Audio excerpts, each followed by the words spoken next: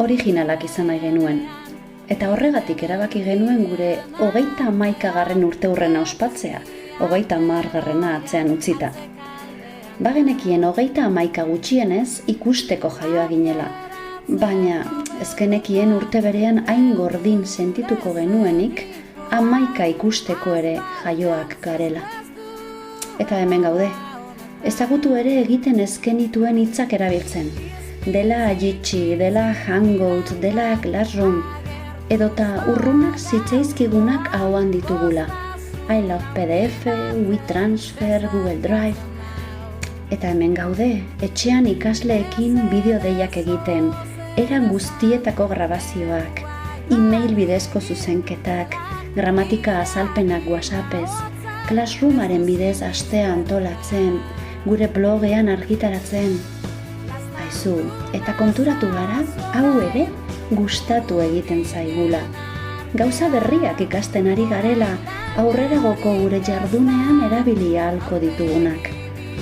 Eta konturatu gara gure ikasle asko ere bikain erantzuten ari direla, eta haien egunerokoan tarte bat eskaintzen ari zaizkiela, guk bidalitako lan, grabazio, gomendio eta enparauei.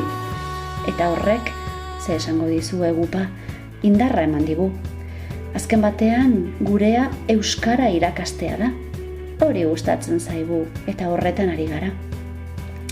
Halere, arbelaren falta sumatzen dugu.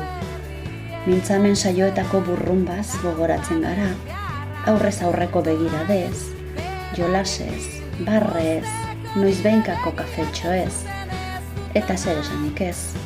Irakasle gelaren utxunean abaritzen dugu. Izan ere, irakasle gela beti izan da gune ezin hobea materialaren inguruko aholkuak emateko, zalantzak argitzeko, ikasgelan izandako arrakastak eta porrotak zergatik bukatu azaltzeko, noizean behin pasten edota patata tortilla baten bueltan irri egiteko. Hori dena bueltatuko da.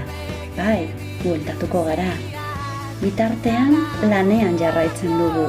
Gure 31. urteurren oso originala etxean ospatzen. Kontzerturik gabe, lehiaketa kulturalik gabe, dantza tailerrik gabe. Bitartean lanean jarraitzen dugu, beti egin duguna egiten, euskara irakasten.